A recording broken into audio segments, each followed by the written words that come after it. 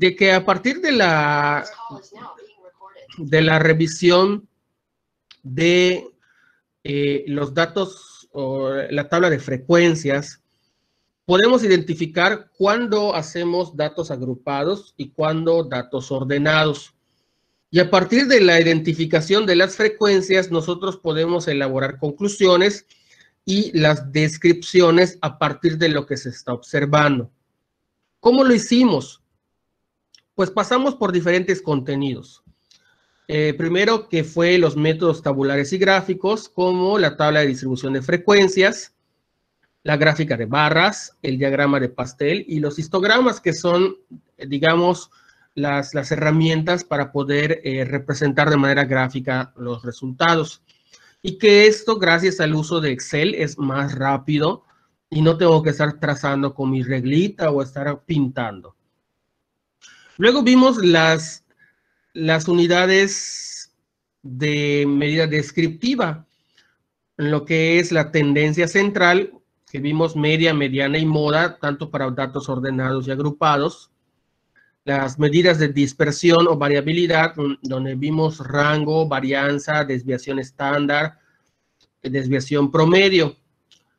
El diagrama de dispersión lo vimos junto al coeficiente de correlación de Pearson. El diagrama de dispersión es la gráfica con la línea diagonal, ya sea que se va hacia arriba o de forma ascendente, cuando es positiva, o de manera descendente o de arriba hacia abajo, que eso implica que la correlación es negativa. Me preguntaban algunos de ustedes, maestros, si la correlación es negativa, ¿está bien? Sí, puede haber una correlación negativa. Lo que no puede haber es que sea una correlación mayor que 1 o más grande que el entero. Ahí sí está mal una correlación. Y también que la correlación que me dé en Excel, pues tiene que ser la misma en el Statics. No pueden ser diferentes porque estamos hablando de los mismos datos. Pues esos fueron los contenidos que nosotros vimos a través de varias estrategias de aprendizaje. Lo primero que hicimos fue la primera plenaria que tuvimos sobre la importancia de la estadística y analizamos algunas preguntas generales. Después nos pedía la generación y aplicación de encuestas, que es lo que ustedes realizaron durante estas 2 últimas semanas. Algunos tuvieron 3 semanas para hacerlo y buscaron variables cualitativas y variables cuantitativas, como nos menciona el programa. Y después hicimos varios problemas estadísticos, que fueron los problemas que yo les fui presentando conforme íbamos viendo los temas. Y esos temas pues los resolvíamos utilizando el Excel. Hay una cuarta actividad que es la formulación de preguntas para desarrollar en alumnos de primaria. Pero consideré que esta actividad no la voy a ver en este momento con ustedes. ¿Cuándo la vamos a ver? Cuando trabajemos planeación a través de las nuevas plataformas de Aprende en Casa o cómo se está trabajando actualmente las matemáticas en clases a distancia con los maestros. Ahí vamos a trabajar esto. Porque no vi el caso de marcarles esta tarea, saturarles de tarea, y después lo volvamos a ver nuevamente. O sea, prácticamente estaríamos dobleteando. Entonces, voy a hacer, digamos, un conjunto de tareas que, pues, permitan identificar cada uno de estos términos. Y de ahí el por qué no se marcó esta. Espero que no se molesten en que no les marque esta tarea. No quiero saturarlos de tarea y sobre todo hacer lo mismo, ¿sí? Entonces, ahí sí, espero que me perdonen por no marcarles esta tarea. Y ahí tenemos las evidencias, la plenaria con los criterios de desempeño, que esos criterios de desempeño son los mismos que les escribía en el Classroom, en el diseño y aplicación de encuestas igual. Y la resolución de problemas es lo que ustedes fueron resolviendo en hojas de cálculo como Excel y otras tecnologías digitales. De hecho, aquí lo dice, venía la retroalimentación, etcétera. Y el problemario, pues, es el que vamos a hacer con la planeación. Esto es lo que compete a la unidad de aprendizaje número 1. ¿Qué es lo que sigue? Se supone que al final o al término de su encuesta, cuando ustedes en el equipo hayan identificado ya sus resultados descriptivos, era presentar dichos resultados en una plenaria. Pero ustedes tienen mañana una plenaria conmigo, que es de lo que es una mesa panel, y tampoco quería saturarlos de tarea. Espero que igual me disculpen por no marcarles mucha tarea.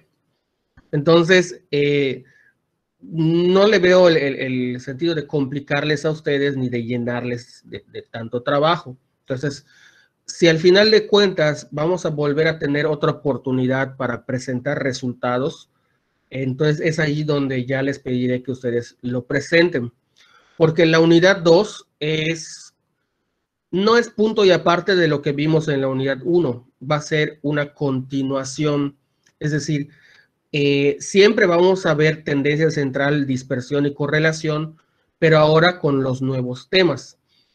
Y vamos a trabajar de manera particular con los temas de la unidad 2, y cuando tengamos nuestro producto final o evidencia de la unidad de aprendizaje 2, se va a retomar las encuestas o los resultados que tuvieron en sus encuestas para poderlo presentar ya en una diapositiva y no dobletear el trabajo, es decir, lo presentan ahora y después de la unidad 2 lo vuelven a presentar y así sucesivamente. Entonces, hice ese ajuste para no estarles saturando de trabajo.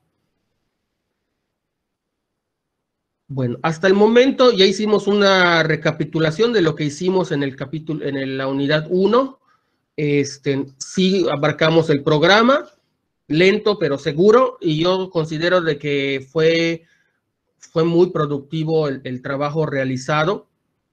Sin embargo, pues por la distancia nos llevó mucho tiempo, y ustedes vieron de que son 4 actividades, pero son un montón de temas. Y si los veía así de golpe y sopetón, no se iban a entender. Entonces traté de desmenuzar la carne lo más con hebritas muy delgadas para que puedan ser de su mejor comprensión. Y de todas maneras están a disposición de ustedes los videos tutoriales para consultas posteriores. Ante esto, ¿algún comentario, alguna duda, algún reclamo, alguna súplica, algo que comentar? ¿Nada? Bueno, pasamos entonces a la descripción de la unidad número 2. Es el encuadre. La unidad de aprendizaje 2 se llama ¿Quién participa? La muestra sí importa. Como ustedes ven en el título, ya ahora no vamos a reconocer las variables. Se supone que en este momento ya sabemos identificar cuáles son las variables y cuáles son los tipos de variables. Estamos hablando de variables cualitativas y variables cuantitativas o numéricas. Y también de las variables cuantitativas ya sabemos identificar cuáles son las discretas o las enteras y cuáles son las continuas o las que tienen punto decimal. Ya con el tema de variables, vamos a dejarlos a un ladito y ahora vamos a trabajar con los participantes de la encuesta. En este caso son los encuestados y vamos a ver en esta unidad de aprendizaje cómo seleccionar a nuestros encuestados. Y de ahí viene la primera competencia o la única competencia de la unidad de aprendizaje, que busca el perfil de egreso del normalista.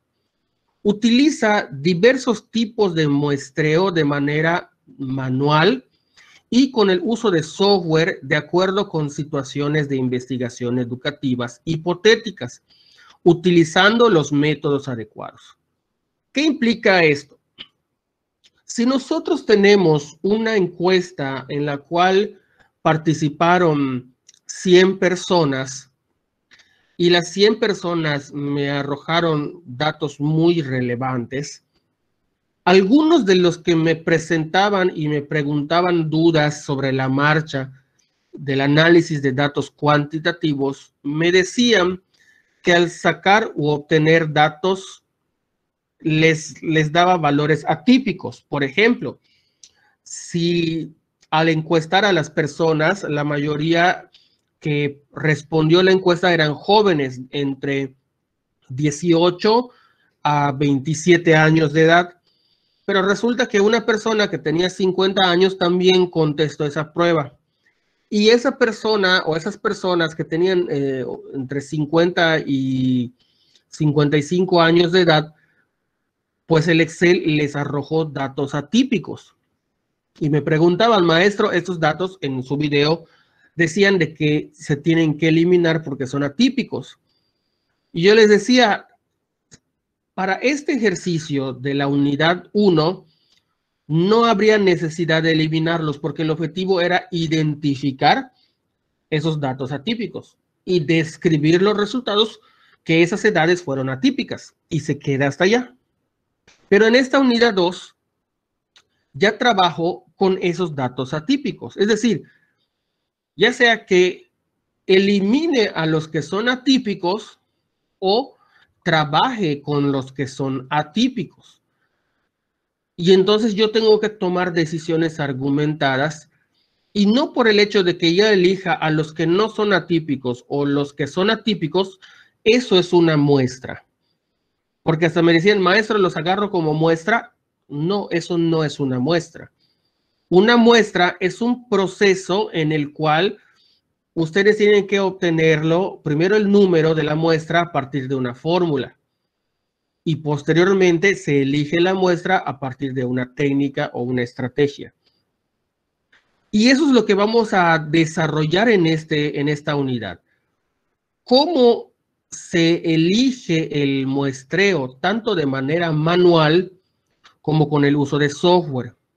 Sin embargo, por cuestión de tiempo y por la cuestión de la pandemia, así como hicimos en la unidad de aprendizaje 1, donde mostré el manual, pero nos fuimos más directamente al uso de software, así lo vamos a hacer en esta ocasión.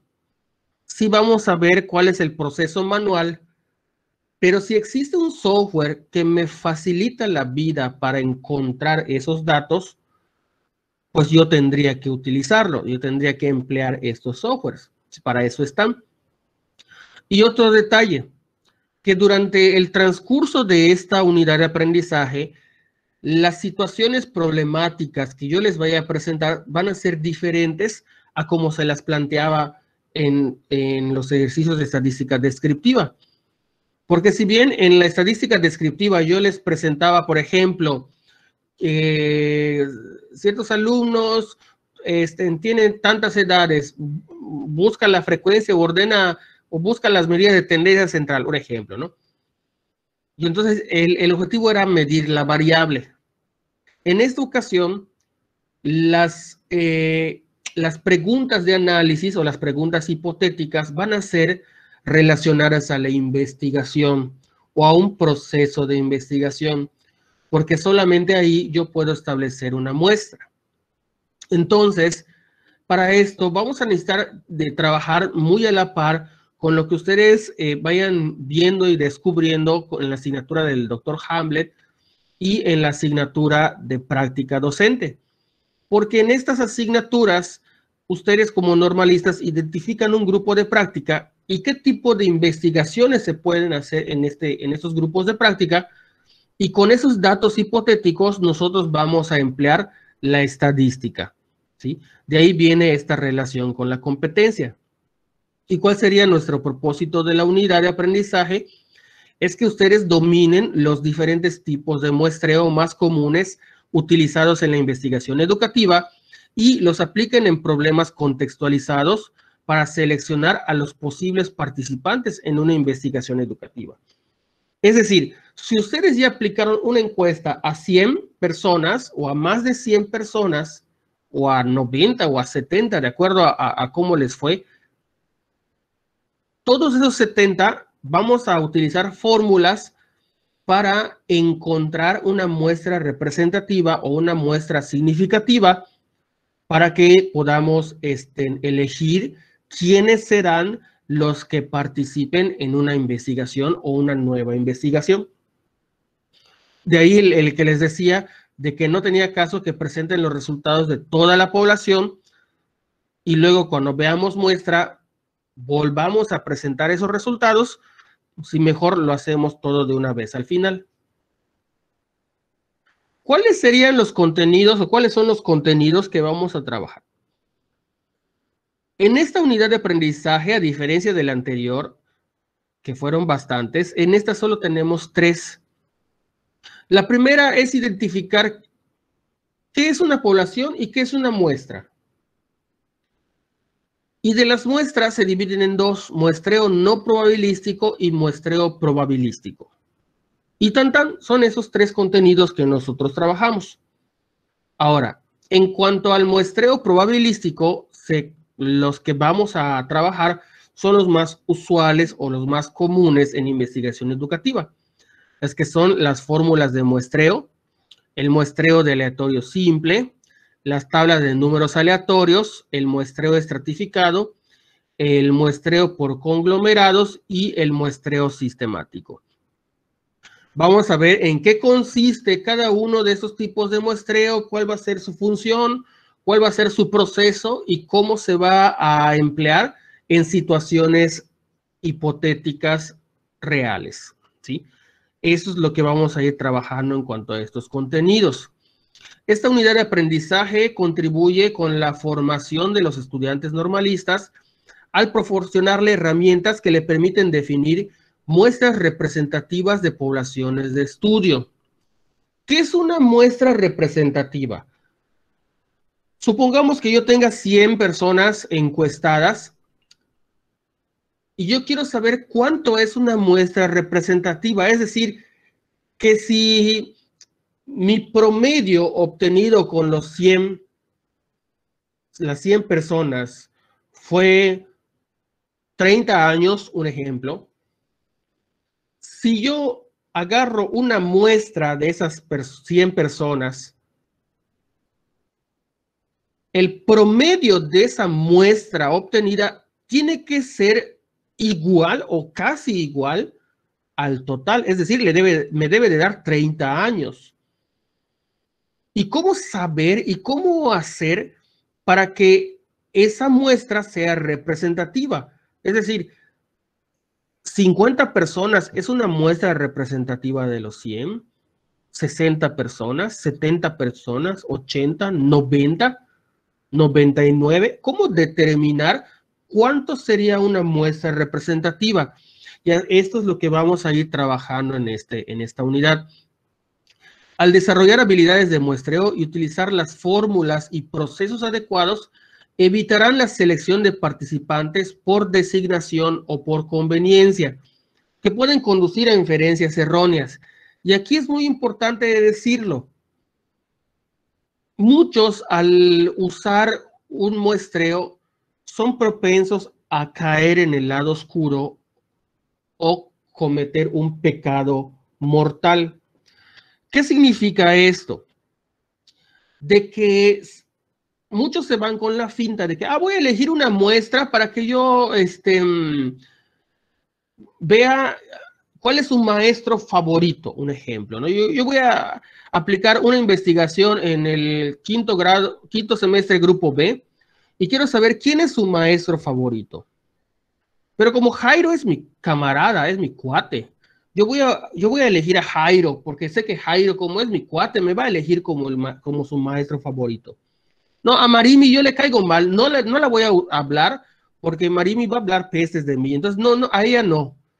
Y voy a hablar a Pedro, ¿no? Y a Pedro y a Jairo porque a ellos les doy su coca y ya hablan bien de mí. O sea, no puedo hacer eso porque estaría sesgando la información. Porque yo elegí a estas 2 personas porque me conviene, porque yo quiero, ya sé qué me van a decir o ya sé que van a votar por mí. Y entonces esto mancharía lo que yo estoy buscando o lo que yo quiero encontrar. Entonces, para evitar todo esto, se tiene que utilizar fórmulas y procesos muy cuidadosos para que no caigan en sesgo y me pueda dar resultados erróneos. Por lo contrario, ustedes como estudiantes podrán y deberán justificar metodológicamente cómo es que definieron cuántos participantes estarán en un proyecto, a cuántos se entrevistarán, cómo los seleccionarán, qué nivel de confianza tendrá la muestra para generalizar sus resultados, entre otros argumentos anclados a los tipos de muestreo. Y lo que vamos a hacer es que todo esto que vamos a trabajar en la unidad número 2 se hace énfasis en el tema del muestreo y sus tipos. Eso es lo que vamos a estar viendo únicamente en esta unidad. Y ustedes obtendrán las muestras a través del empleo de un software. ¿Cuál es el software que vamos a utilizar? El Stats, el otro software que les tengo compartido. Con ese otro software vamos a estar trabajando los muestreos, aparte del Excel, por obviedad, ¿sí? Entonces, para los que no tengan instalado el Stats, por favor que lo instalen. Los temas proveerán de saberes y experiencias que los estudiantes podrán utilizar como referentes para fundamentar futuras investigaciones educativas o las intervenciones que realizarán como docentes a partir de la investigación-acción. ¿Qué es la investigación-acción? Es la aplicación, ya sea real o hipotética, de lo que nosotros estamos estudiando aquí en la escuela normal. Y en lugar de basar sus decisiones en juicios a priori o antes de aplicarlos o subjetividades, lo que creen ustedes, sino en datos y métodos susceptibles de medirse. ¿Qué quiere decir esto?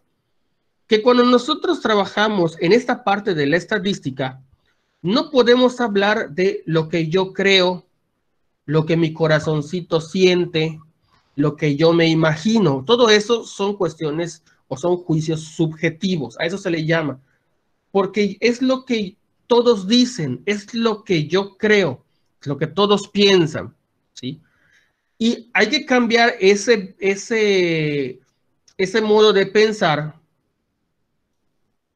y trabajar la parte de lo que es medible, lo que se puede medir y lo que se puede observar y sobre eso trabajar. José Luis, ¿tenías una duda?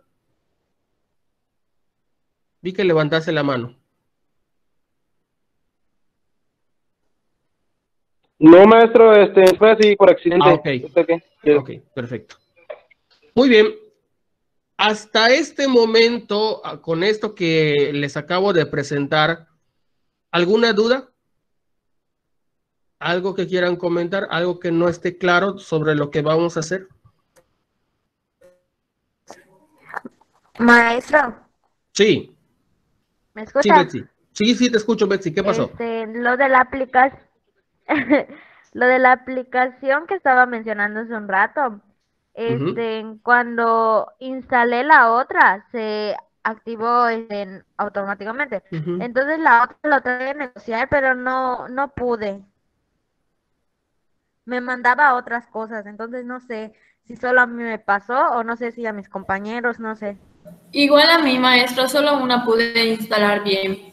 La otra La otra no. es esta blanca con un signo de sigma. Es esta. Sí, yo la pude instalar, pero sí me pasó lo mismo que ellas, que me mandaba otras cosas. Era cuestión de volver al link original y eran como anuncios que cargaban para descargarla. Pero la pudiste descargar y la pudiste Sí, instalar. sí, la tengo instalado, sí. Así debe parecerles.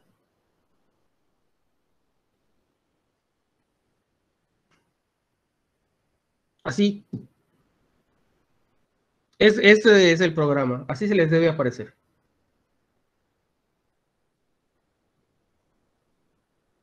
Si no les aparece esto, quiere decir que no se ha instalado bien.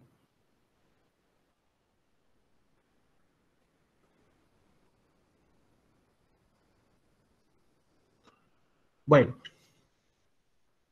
¿alguna otra duda?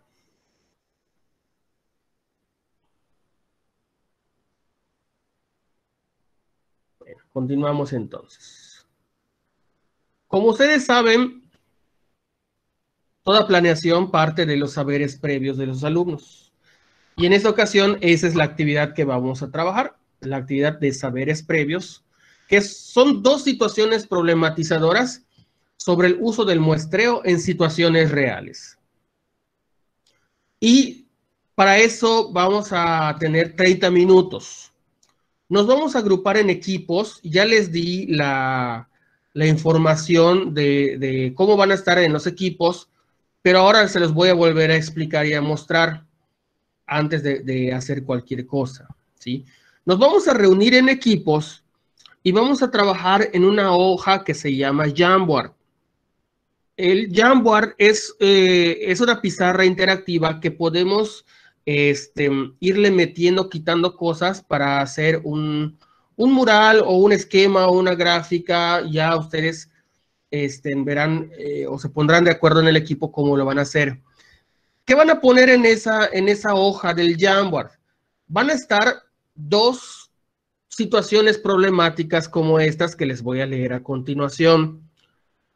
Dice, en las elecciones de un país, las encuestas indicaban que el candidato X no tenía probabilidades de ganar.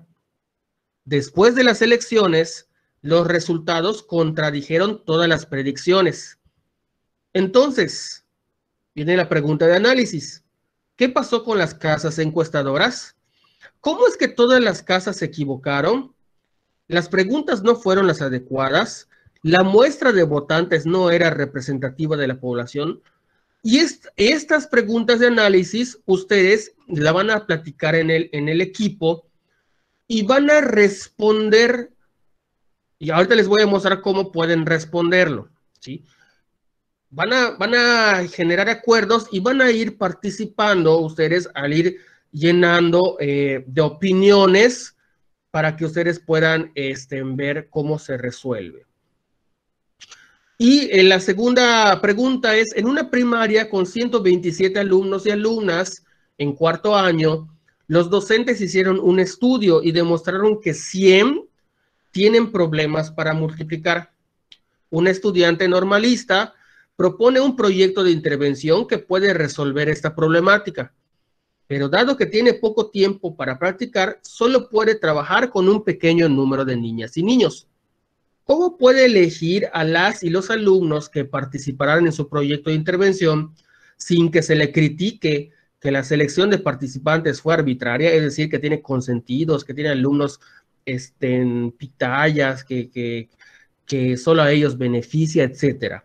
¿Cómo puede elegir, pero cuya respuesta no es solamente, pues con un muestreo? Sí, pero ¿cómo? O sea, que sus opiniones sean específicas, que sean argumentadas y que sean consenso en el equipo, ¿sí?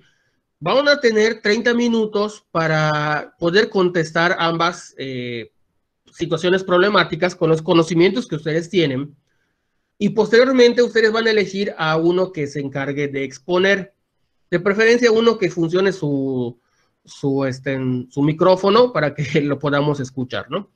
Y al final, en la plenaria, vamos a ir exponiendo cada uno y hacemos la socialización, marcamos la tarea de la casa y ya terminamos esta sesión, ¿sí? Sí, olvídalo. Ok, lo primero dice así. En las elecciones de un país, las encuestas indicaban que el candidato X no tenía probabilidad de ganar. Después de las elecciones, los resultados contradijeron todas las predicciones. Entonces, ¿qué pasó con las casas encuestadoras?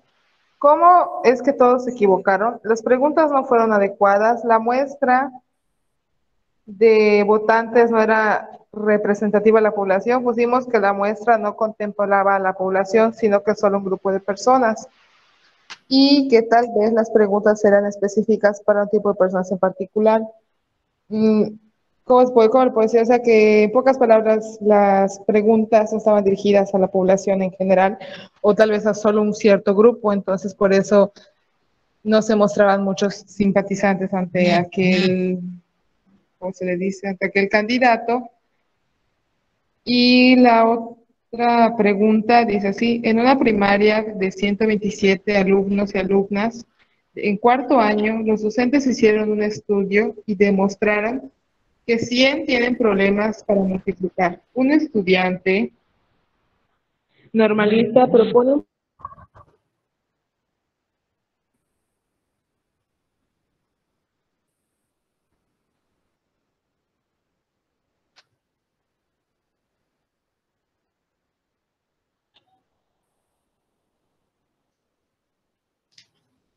Se fue tu audio, Nur.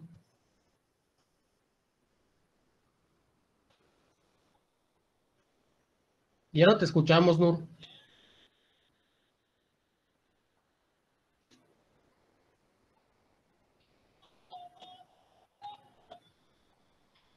¿Alguien del equipo que culmine? Ya, maestro, entré otra Ok. vez. Ok. Disculpe, es que quién sabe qué pasó. ¿Dónde me quedé? Sí. En la última. Y propone un proyecto de intervención que puede resolver esa problemática, pero dado que tiene poco tiempo para practicar, solo puede trabajar con un pequeño número de niños y niñas. ¿Cómo se puede elegir a los alumnos que participarán en el proyecto de intervención sin que se critique que la elección de participantes fue arbitraria? Dice con un muestreo representativo de la población y sacar una muestra de cada grupo, o sea, de que de cada grupo de estudiantes sacar una cierta cantidad de alumnos con los que se pueda realizar el muestreo. Muy bien, gracias, Nur. De nada. Pasamos al equipo número 2.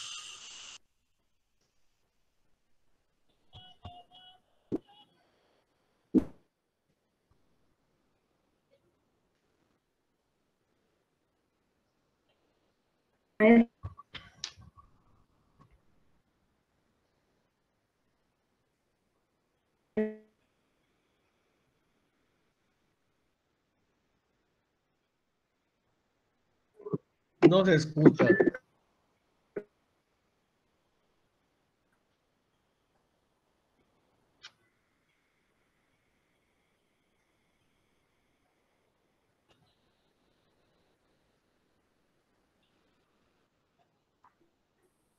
No se escucha.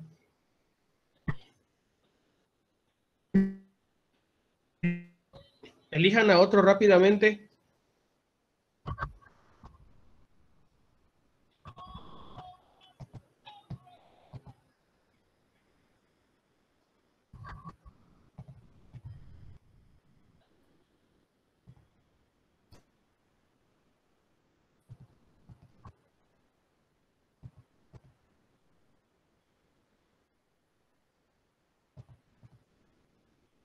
Micaela, Karina, Reina, Mercy, Pedro, cualquiera. Dice, en las elecciones de un país, las encuestas indicaban que el candidato X no tenía probabilidades de ganar. Después de las elecciones, los resultados contradijeron todas las predicciones. Entonces, ¿qué pasó con las casas encuestadoras? ¿Qué es lo que todas se equivocaron? Las preguntas no fueron las adecuadas. La muestra de votantes no era representativa de la población. Pusimos, puede ser que sí, encuestando a las personas, pero al momento de sacar los resultados cometieron algún error y les dio resultado diferente, porque al emplear y realizar los ejercicios, datos pueden cambiar para ser de manera exacta. Las casas encuestadas no eran suficientes y eran probabilidades, no algo tan seguro.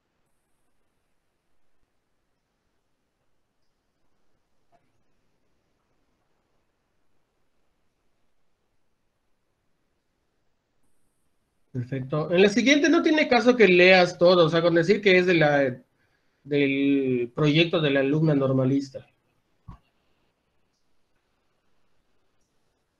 Solo serían las respuestas. Sí, sí, ya sabemos que vas a hablar del proyecto de las alumnas normalistas.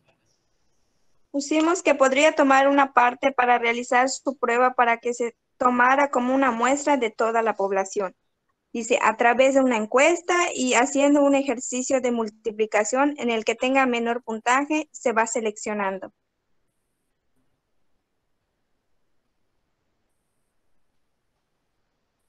Ok, muchas gracias. Pasamos al equipo número 3. Lo mismo, no tiene caso que lean toda la instrucción. Puedes mencionar, en el caso de las encuestas fue tal, el caso de la normalista es tal cosa.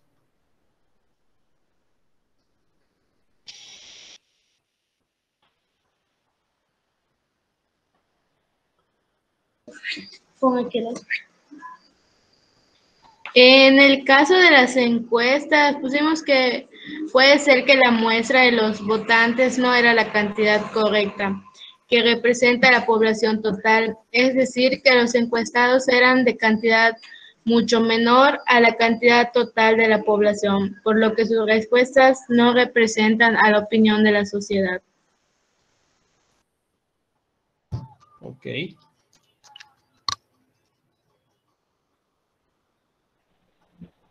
Ya en la segunda pusimos, puede verificar a los estudiantes mediante una prueba o examen. Los resultados de la prueba con el análisis determinará qué cantidad de los alumnos requiere más apoyo. Los alumnos que obtengan una calificación menor de lo esperado son los que reciben más apoyo.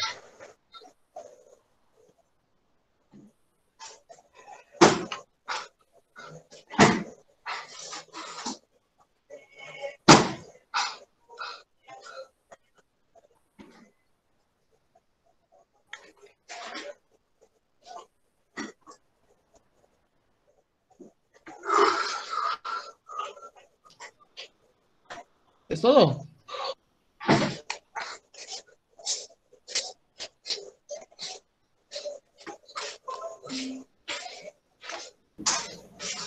Sí, maestro, es todo. ¿Se escuchó el de Diana? Sí. No es Perfecto. Muy bien, gracias. Equipo número 4.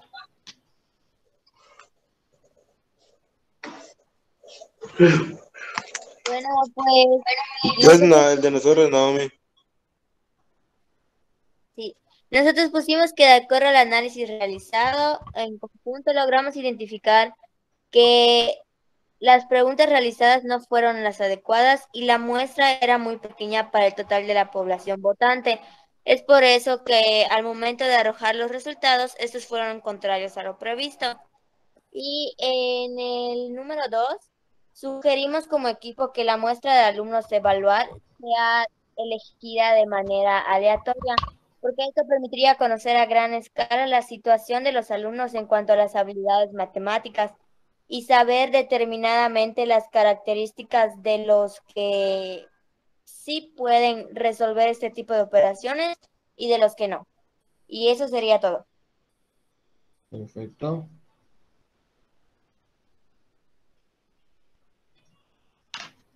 Muy bien, gracias. Pasamos al equipo 5.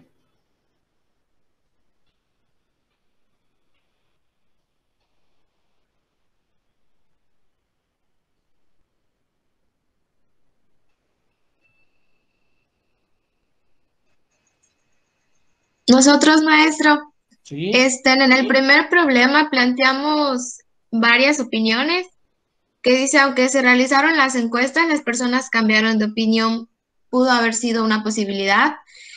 Y al igual que se pudieron haber modificado los resultados, la muestra no fue representativa o no se tomó en cuenta la cantidad adecuada de personas votantes dentro de una casa. Pusimos que posiblemente las preguntas no fueron las adecuadas y hubo un mal manejo de la información, lo que apuntó que un candidato X no podría ganar.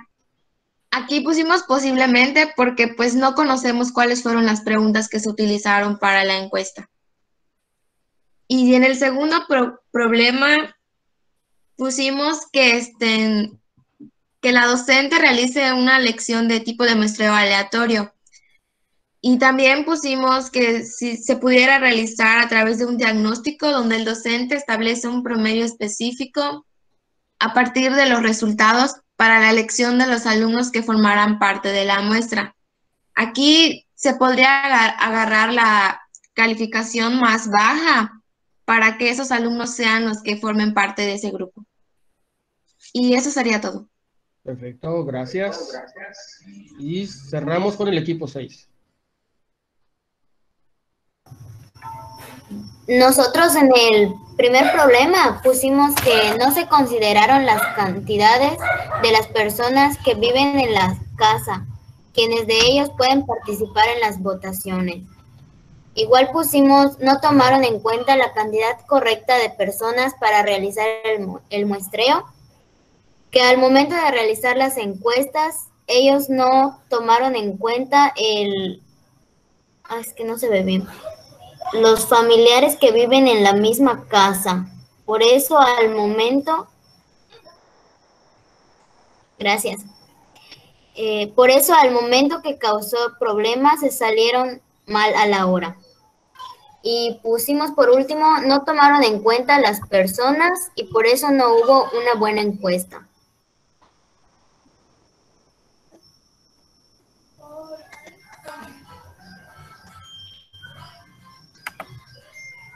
En el segundo pusimos que realizando un sorteo entre los alumnos utilizando un muestreo aleatorio, realizando un diagnóstico en la que se identifique verdaderamente la cantidad de alumnos que presentan el problema, tomando en cuenta que 100 no saben multiplicar. Se tuvo que realizar un muestreo para identificar los que tienen problemas de multiplicación, teniendo que realizarlo a los 127 alumnos, realizando una encuesta para ver quiénes presentan esos problemas. Y es todo, maestro. Ok, muchas gracias. Muy bien, de antemano les felicito por el trabajo que realizaron en equipo. El trabajar en equipo de manera virtual y a distancia tiene sus bemoles, tiene sus pros y sus contras. Una de las contras es la cuestión de la conexión. Sin embargo, considero que el éxito de la actividad es la socialización y la diferencia de opiniones que hay en cada uno de los equipos. Quisiera retomar en cuanto al primero. Nos damos cuenta que existe una infinidad de respuestas. No existe una sola respuesta en la cual podamos determinar cuál fue la causa por la cual la casa encuestadora falló en la predicción. Muchos sabemos y escuchaba la participación de los equipos de que a lo mejor compraron votos, a lo mejor la gente se vendió, a lo mejor no, o sea, todos los a lo mejores entra la parte subjetiva que veíamos al principio. Todo el yo creo, yo pienso y vemos una realidad diferente. ¿Y cuáles son estos tipos de cuestiones? Pues lo decían ustedes.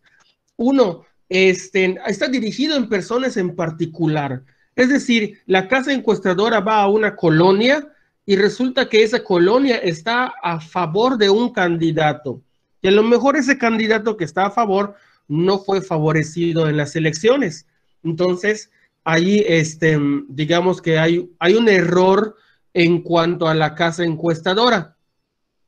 Otro de los errores. Sin embargo, aquí estamos viendo de que no fue solo una casa encuestadora, sino que todas las encuestas le apostaban a un candidato y resultó ser ganador otro. Entonces, ahí podríamos poner en duda si la casa encuestadora aplicó mal su encuesta, si no era representativa la muestra, que el número de habitantes o de encuestados no eran votantes, que eso es otro detalle.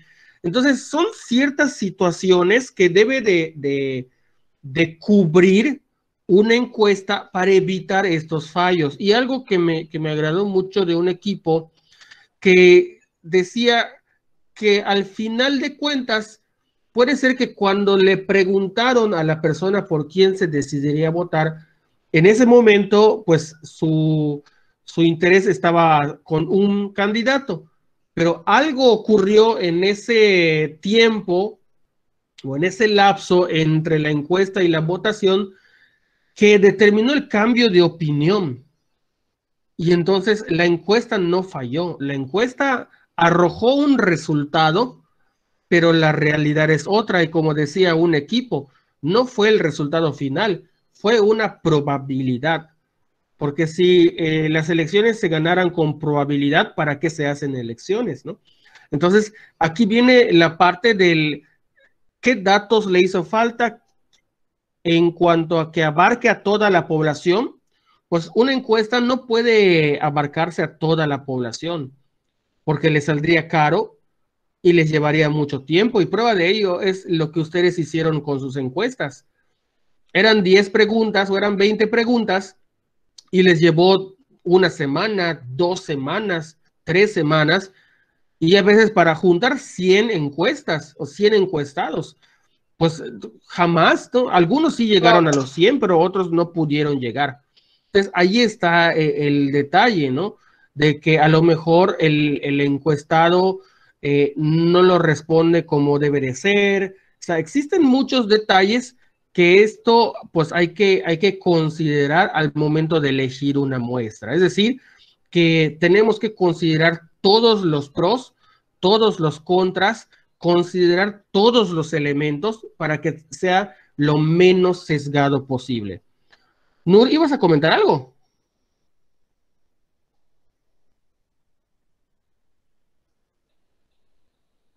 Bueno. Ok. No, maestro. Y en cuanto a la practicante, que digamos que es una situación real, que al final de cuentas ustedes se atravesarán por lo mismo, porque ya sea en su documento de titulación, ya sea en un anteproyecto de intervención, ya sea en su tesis, en su informe de práctica profesional, en cualquiera de estos se van a topar con decir, bueno, yo no puedo aplicarle a toda la escuela o a toda la zona escolar, pero yo necesito una muestra. Y aquí todos coincidieron en que a todos hay que darle la misma oportunidad. O sea, por eso decía, es necesario hacer una rifa o hacer una elección aleatoria. Pero ¿qué pasa con esto de la rifa o qué pasa con esto de la cuestión aleatoria? Que también yo puedo caer en la probabilidad de seleccionar a quien no lo requiera. O decir, bueno, de los 127, si yo sé que 100 no saben multiplicar o tienen problemas de multiplicar, pues yo rifo entre los 100. Pero, ¿y si en esos 100 yo tengo a 60 hombres y 40 mujeres, y al hacer la rifa resulta que son más mujeres que hombres? Entonces no implica que sea representativo, porque yo lo rifé y fue para todos, pero existe una mayoría en hombres que requieren problemas, o sea, requieren de asesoría para que aprendan a multiplicar.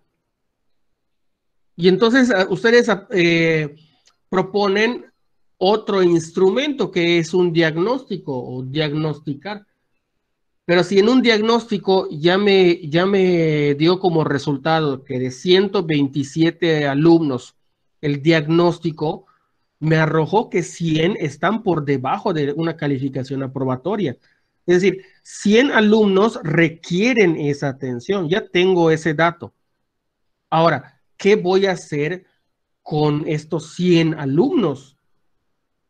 Yo no puedo atenderlos todos porque no me va a alcanzar el tiempo. Yo tengo que elegir una muestra. Pero ¿qué tipo de muestra voy a hacer para elegir a este tipo de alumnos de cuarto grado? Y estamos hablando de cuarto A, cuarto B y hasta cuarto C, hubiese cuarto D. O sea, el proyecto es con todos los niños de una primaria, de cuarto grado. ¿Sí? Entonces, aquí, pues podría ser de que cuántos niños están en A, cuántos niños están en B, cuántos niños están en C, cuántos niños están en D. Y de ahí, pues ya voy a sacar la muestra representativa del A y elijo a los del A. ¿Cuál es la muestra representativa del B y elijo a los del B? Porque si yo meto a los 100 que tienen problemas en una sola urna y voy seleccionando, puede ser de que yo elija más niños del A que a los del B, un ejemplo, que la suerte así les orilló. Y entonces esto sería digamos, sería malo porque estoy atendiendo más a un grupo que a otro. No sería justo y no sería significativo. Desde aquí viene la importancia de conocer cuáles son los tipos de muestreo y sobre todo cuál es el proceso para poder obtener un muestreo. Y lo decían ustedes en sus encuestas cuando obtuvieron datos atípicos. Y me preguntaban, maestro, a mí me dio datos atípicos y usted dijo de que esos datos atípicos se eliminan. ¿Los voy a eliminar? Para la unidad 1, el objetivo era identificar cuáles eran los atípicos. Pero para esta unidad 2, ahora sí, vamos a determinar cuáles vamos a eliminar y cuáles no y por qué. Es decir, si ya me dio atípicos, ¿voy a trabajar con los típicos o voy a trabajar con los atípicos? ¿Y por qué? ¿Y bajo qué criterio? Y de esto, si voy a trabajar con los típicos, ¿cuál es el tipo de muestreo que me conviene? Porque muchas veces pensamos que todos los muestreos son aleatorios y no es así. No todos los muestreos los voy a hacer a través de una selección al azar. Y no todos los muestreos parten de un diagnóstico. A veces ni he empezado la investigación y tengo que hacer un muestreo. Entonces, los mismos tipos de muestreo y estrategias y técnicas y la misma fórmula me van a determinar tomar estas decisiones. Y sobre todo, al tomar esta decisión, argumentar por qué hice esa o por qué tomé esa decisión. Muy bien, pues les felicito por el trabajo realizado. La verdad, lo hicieron muy bien. Y vamos a pasar a la tarea. Se los voy a explicar. Ahí está. Aquí está.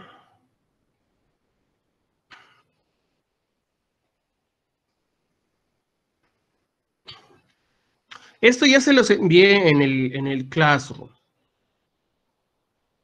En la asignación que tengo puesto del día de hoy, el producto fue lo que ustedes hicieron en el Jamboard. Si no tienen puesto el nombre de todos los integrantes del equipo, por favor, hay chance de que lo pongan.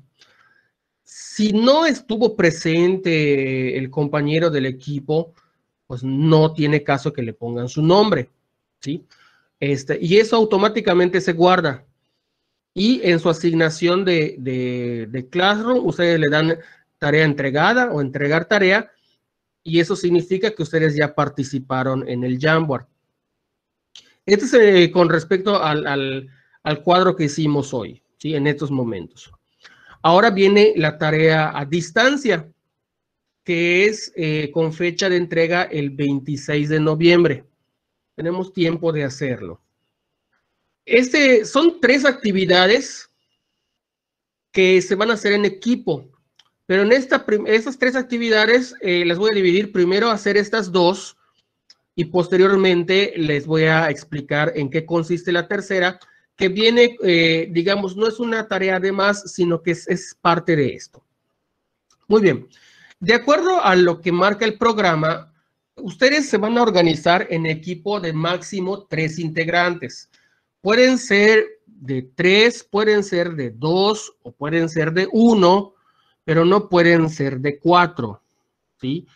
Entonces, maestro, ¿podemos ser 4? No, tiene que ser máximo 3, pueden ser 2 o pueden hacerlo solitos. Si ustedes quieren y así lo deciden, pueden usar los mismos equipos que han estado trabajando en sus encuestas, que son de a 3. o máximo 3. Si no quieren seguir usando ese mismo equipo, pueden cambiar, tienen toda la libertad de hacerlo. ¿Cuál es el trabajo a hacer? El primer trabajo es la revisión de diferentes fuentes de información. Y dice aquí textualmente, cuando menos 3 escritas, es decir, mínimo 3. Pueden ser más de 3, no se limiten a 3. ¿A qué se refiere con fuente de información escrita? Puede ser un libro, puede ser un reporte de investigación, puede ser una publicación en una revista indexada. Tiene que ser una fuente confiable, no puede ser Rincón del Vago, Wikipedia. Bueno, eso ustedes ya lo saben.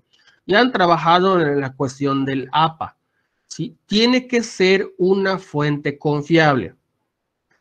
Y 3 videos explicativos sobre los diversos tipos de muestreo. ¿Cuál sería el producto de la revisión de estas fuentes de información? El producto va a ser un mapa conceptual.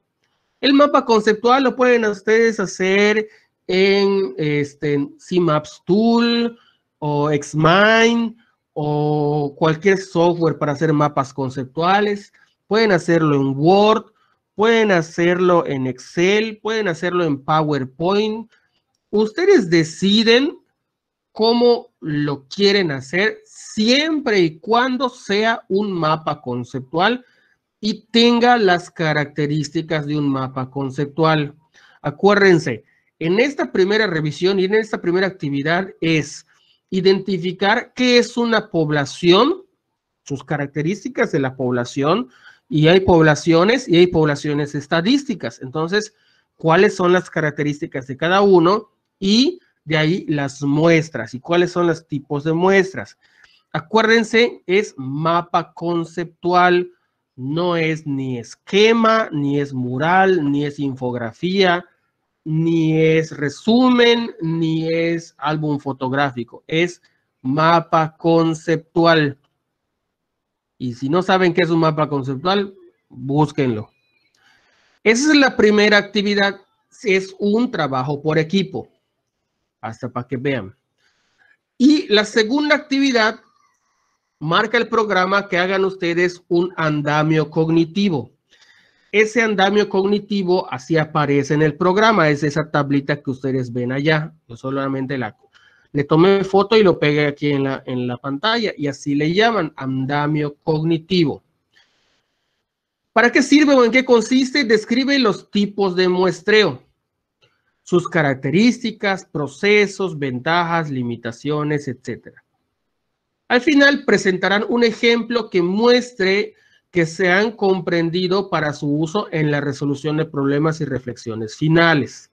Entonces, en el equipo, ustedes van a describir, por ejemplo, la primera celda del tipo de muestreo es un muestreo no probabilístico. Entonces, aquí abajo te pregunta, ¿en qué situaciones se utiliza? Y ustedes buscan en las fuentes escritas o videos que ustedes han revisado para el mapa conceptual.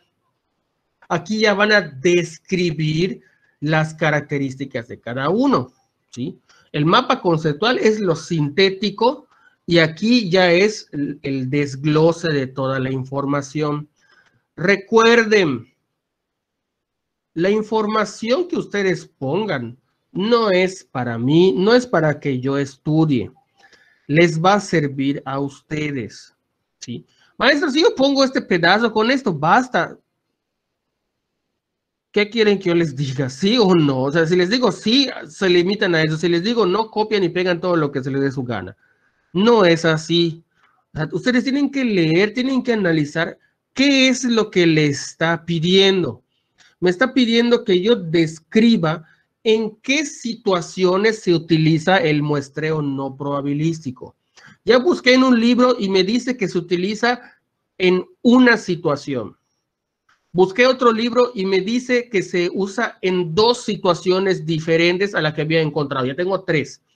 Busco otra fuente y me dice que se utilizan 3 situaciones diferentes, pero 2 de ellas ya había contemplado, una no, entonces solamente anexo esa otra situación que no había contemplado. Así se investiga, ¿sí? El proceso y trabajo de investigación es una guía de estudio para ustedes, no para mí. Entonces, úsenlo para su beneficio. ¿Estamos? Y lo mismo va en cuanto al proceso. Ustedes van a describir el proceso que se utiliza para la obtención de un muestreo no probabilístico. El proceso para un muestreo probabilístico. El proceso para el muestreo de aleatorio simple, estratificado por conglomerados y el sistemático.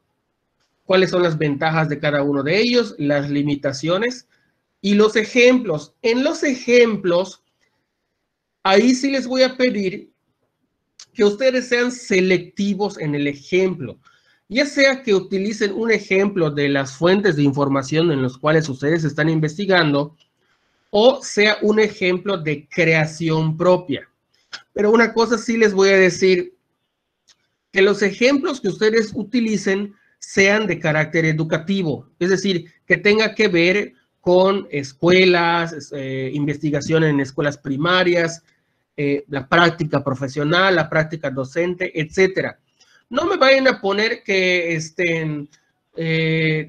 la elección del presidente de Norteamérica o que me pongan la elección de la vacuna contra la influenza, cuestiones médicas, no. O sea, tiene que ser el ejemplo con respecto a la educación. Y las reflexiones del equipo sobre la importancia que tiene el tipo de muestra que están ustedes analizando. Esta tabla, junto con el mapa conceptual, se van a entregar el 26 de noviembre. Posterior a la fecha del 26 de noviembre, yo voy a seleccionar un tipo de muestra para cada equipo. Por ejemplo, el equipo de América le tocó por rifa el mostrar su ejemplo de por conglomerados, ¿sí? Entonces, en otra reunión, la próxima reunión virtual que nosotros tengamos, los equipos van a presentar su ejemplo del muestreo que les haya asignado. Entonces, el equipo de América le tocó el muestreo por conglomerados, entonces cuando le corresponda, en una diapositiva muestra en qué consiste el muestreo por conglomerados y nos va a mostrar cómo se obtiene el muestreo por conglomerados y así sucesivamente. Por eso no puse, esa sería la tercera actividad, pero no la puse porque pues eso lo haríamos después o lo trabajaríamos después. Y esa es la única tarea, digamos, no de la unidad, pero sí de esta etapa de la primera parte de noviembre. Ya lo que seguiría es el uso de software para la obtención de la fórmula de muestreo y cómo vamos a encontrar muestras estadísticas en grupos, en escuelas, etcétera, utilizando el STATS y el Excel. Ante este trabajo a distancia, ¿hay alguna duda, algo que comentar, algo que no quedó claro o todo está bien?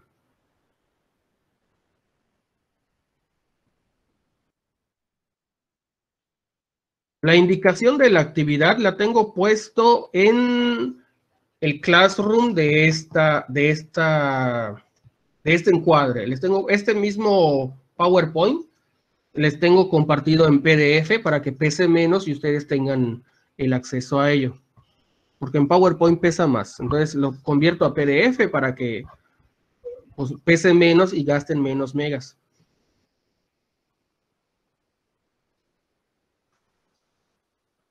Bueno, ¿alguna duda? ¿Algo que no? Hacemos lista.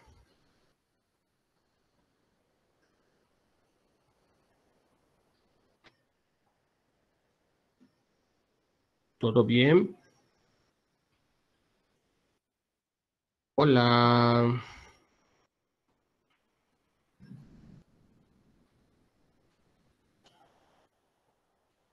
quedé sordo o no sé qué. No, maestro, los van a tallar.